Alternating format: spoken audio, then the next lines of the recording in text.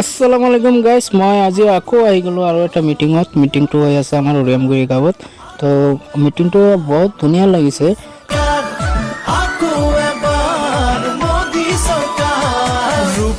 তাৰপিছত এক কাপ ৰঙা চাহ দিছে, খাই পিনি ধুনীয়া লাগিছে। কালি মিটিঙত গাখীৰ চাহ আছিল, আজি দিছে ৰঙা চাহ। তো বহুত মজাই লাগিছে। তাৰপিছত বাচনটো দি আছে, শুনিব আপুনি।